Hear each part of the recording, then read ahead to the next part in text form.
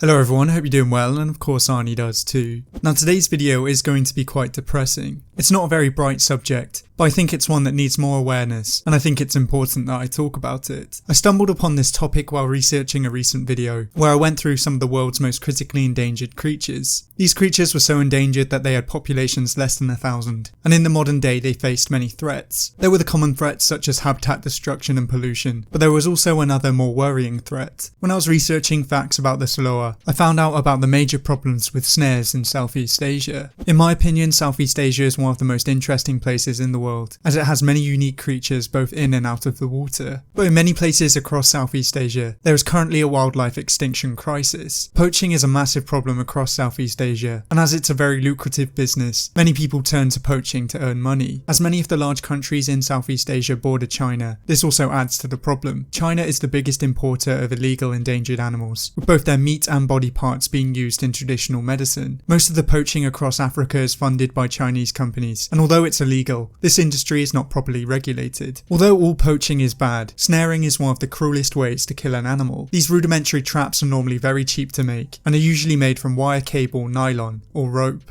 These snares work by catching the animal unaware and snaring one of their limbs. The more the animal struggles, the tighter the snare gets, meaning that there is little chance of escape. Now I'll do my best to not include too many pictures of animals caught in snares. One, because I think YouTube will take this video down, and two, because I don't want to ruin your day. But the injuries sustained by these traps are very brutal. They can often cut off circulation and dig deeply into the animal's flesh. The animals often die of starvation or dehydration, or if they manage to break free from the snares, they often can't get by on their injured limbs, or they die from blood loss or infection. It is a very inhumane and evil practice, and it is done on a worrying scale. As in 2018, over 100,000 snares were found in a single park in Cambodia. It's estimated that there is a combined total of around 12.3 million snares in Cambodia, Laos and Vietnam, and this means that it's very hard for the wildlife to avoid them. These snares cause biodiversity loss across Southeast Asia and lead to the emptying of forests. This not only affects the animals that live here, but also the overall health of the ecosystem. Browsers and grazers alter the layout of ecosystems, and many plants rely on animals to spread their seeds. Without any large animals in these ecosystems, the ecosystems themselves will fall ill, and many local people depend on them for their livelihoods. If nothing is done about this issue soon, it could lead to Southeast Asia having miles and miles of empty forests. I'll let you guys know how you can help at the end of this video, but for now I'll be going through 5 species that are worst affected by these snares, and we'll start off with the moon bear. Now these mammals are medium-sized bears, and are easily recognisable from the V-shaped mark on their chest. Now this bear has quite a wide range, being found in the Himalayas throughout Asia and Southeast Asia. Although it has a wide distribution, its populations are very patchy, and they're thought to live in small segregated populations. These bears are adapted to an arboreal lifestyle, and are normally found in mixed forests. In these areas, these bears are omnivorous, feeding on a wide range of invertebrates, as well as carrion and plant matter. Today this bear is listed as vulnerable, as it faces many human-related threats. As there is a large increasing human population in many of the areas in which they're found, deforestation is one of their major threats. They are also often poached for their gallbladders and their skin, as their bile is used in traditional Asian medicine. In Vietnam, their population has been rapidly decreasing, with snares being one of the reasons behind this. In 2016, a young moon bear was saved after she had chewed through her own paw to escape a snare. As I said at the start, I will not show images as they're very upsetting, but her paw was so badly maimed that it had become infected and maggots were eating her flesh. Luckily, this young bear was saved,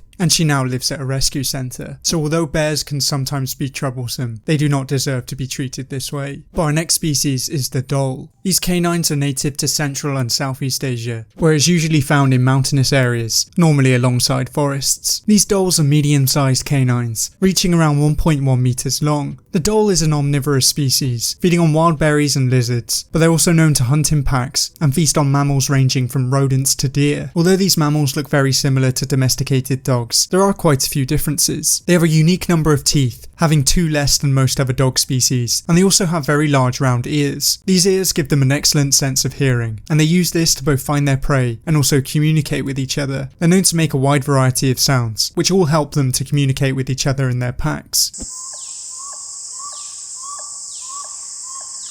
species. Unfortunately today this species is listed as endangered, as it's facing threats from many different angles. Not only are they prey to other large predators such as leopards, but they're also a victim of habitat loss, depletion of prey, and diseases transmitted by feral dogs. If this wasn't enough, they're also caught in snares, as there are many reports of rangers having to save them. It's lucky that these dogs are very vocal, as they can often be heard howling and whimpering, making it easier for the rangers to find them. So unfortunately this is just another victim to this cruel practice. But our next species is the Indo-Chinese tiger. Now this tiger is a subspecies that is native to Southeast Asia and is only found in Myanmar, Thailand and Laos. There are thought to be less than 350 of these tigers left in the wild, and this means that even if one is lost to a snare, it still has a major impact on their population. This tiger once had a much larger range, but has not been recorded in Vietnam since 1997, with poaching being one of the main reasons why they aren't found here. These tigers are both smaller than Bengal and Siberian tigers, but males still reach a pretty impressive size of around 2.85 meters. They are normally found in tropical and subtropical moist forests, and in these areas they generally feed on deer, boar, cattle and monkeys. The snaring crisis in Southeast Asia not only affects their prey, but also directly affects these tigers. Many have been found dead after being caught in snares, and sometimes only parts of the animal remain. They are known to bite off parts of their limbs in desperation, and then soon die from blood loss. This is a horrific way for such a beautiful creature to die, and if nothing is done we may lose this animal altogether. But our next species is the Asian elephant. This elephant can be found throughout the Indian subcontinent, and also in Southeast Asia. It is one of only 3 living elephant species,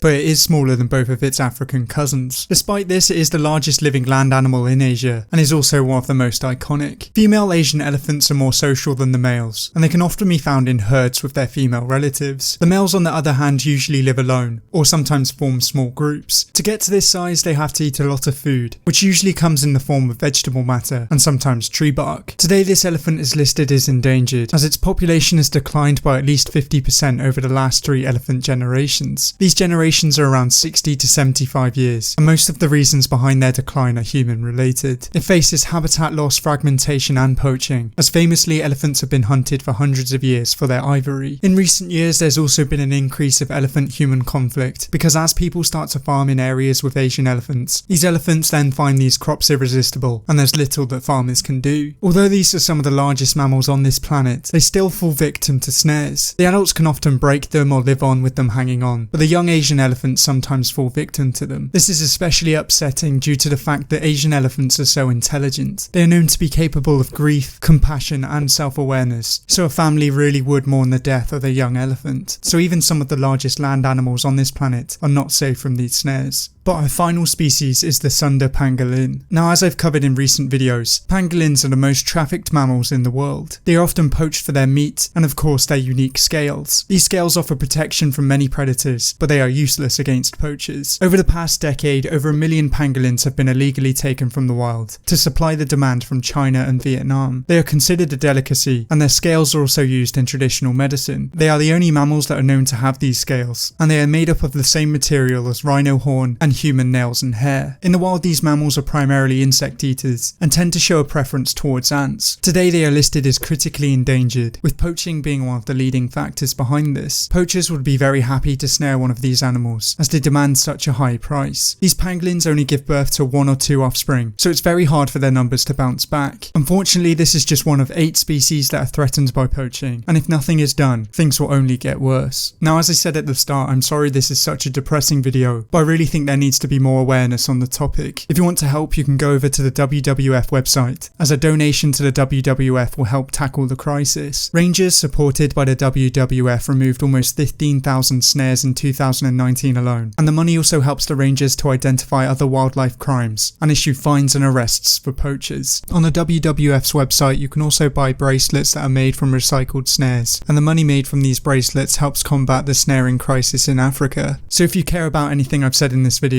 I highly recommend going over there and donating. But that's about it for this video. If you have any other video suggestions then let me know down in the comments below, but until next time, goodbye.